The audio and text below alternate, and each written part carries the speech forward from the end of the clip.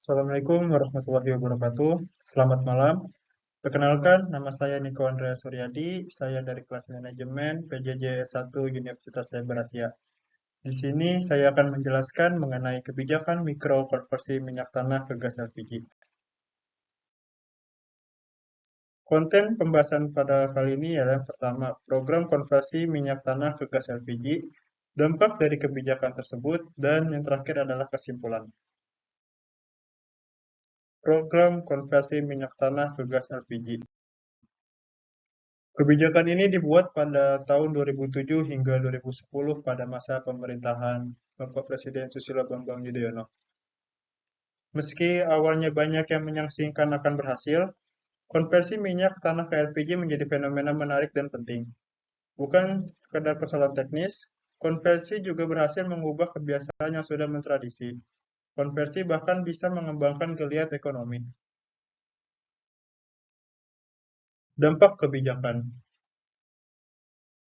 Dampak dari kebijakan ini di antara lain, yang pertama, ada mengurangi subsidi. Yang kedua, membangkitkan industri kompor. Dan yang ketiga, rantai kegiatan ekonomi. Mengurangi subsidi. Pada tahun 2007, pemerintah membagikan paket kompor LPG gratis kepada 40 keluarga serta menyediakan 100 juta tabung 3 kilogram di pasaran. Sebenarnya, tujuan utama konversi minyak tanah ke LPG adalah untuk mengurangi subsidi. Maklum, minyak tanah yang biasa produksinya setara dengan aftur, selama ini dikonsumsi oleh sebagian besar masyarakat berpenghasilan rendah yang terkonsentrasi di pedesaan. Oleh karena itu, pemerintah memberikan subsidi harga. Kebijakan yang sudah berlangsung bertahun-tahun ini cukup membebani keuangan negara. Konsumsi minyak tanah sebelum konversi mencapai kisaran 12 juta kiloliter setiap tahunnya.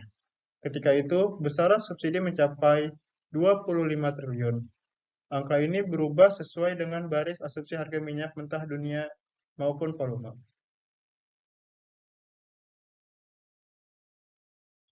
Perbandingan biaya produksi minyak tanah versus LPG berdasarkan sumber Kementerian SDM tahun 2010. LPG menjadi pilihan pengganti minyak tanah karena biaya produksi LPG lebih murah dibanding minyak tanah. Biaya produksi minyak tanah tanpa subsidi ialah sekitar 6.700 per liternya. Jika dengan subsidi ialah 2.500 per liter.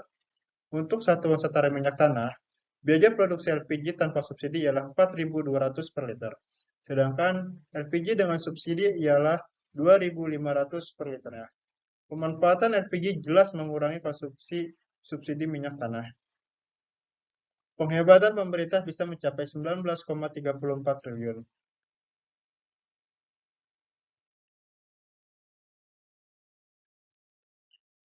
Bangkitkan industri kompor.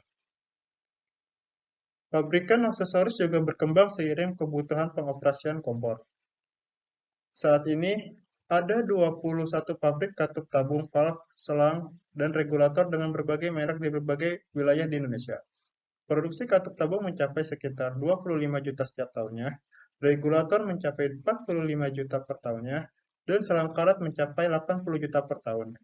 Kebutuhan sekitar 100 juta tabung LPG ukuran 3 kilogram juga mendorong berkembangnya pabrikan dalam negeri. Saat ini, setidaknya sudah beroperasi sekitar 73 pabrik tabung LPG dengan kapasitas mencapai 75 juta per tahunnya. Kebutuhan akan tabung LPG juga mendorong berkembangnya produksi industri lembaran baja sebagai bahan baku.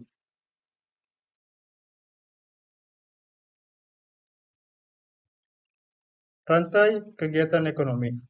Tumbuhnya industri penunjang konversi minyak tanah ke LPG tersebut telah menyerap sedikitnya sekitar 100.000 tenaga kerja langsung.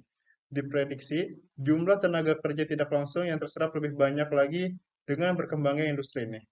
Terlebih lagi, nilai investasi langsung yang telah ditanamkan untuk pengembangan industri ini telah mencapai kisaran 3 triliun rupiah. Jika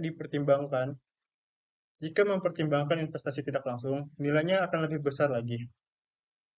Dinamika berkembangnya kegiatan ekonomi industri kompor LPG beserta aksesoris maupun tabung LPG diprediksi masih terus berlanjut di waktu-waktu mendatang. Kebiasaan masyarakat menggunakan LPG sebagai bahan bakar merupakan pasar utama industri ini. Selain para pabrikan, berkembang industri ini juga mendorong tumbuhnya jasa perdagangan maupun perbengkelan di bidang pompa LPG beserta aksesoris.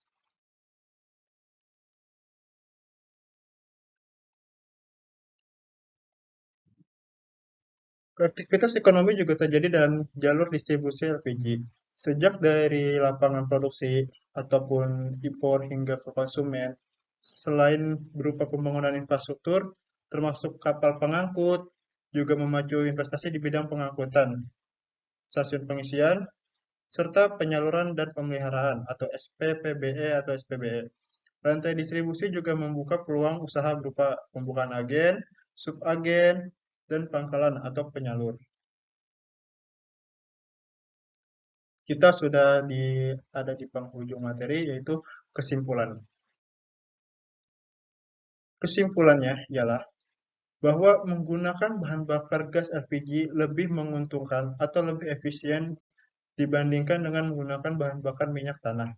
Dan kebijakan ini juga sangat signifikan dari segi ekonomi. Sekian pembahasan dari saya. Bila ada salah mohon dimaafkan, kurang lebihnya mohon maaf. Wassalamualaikum warahmatullahi wabarakatuh.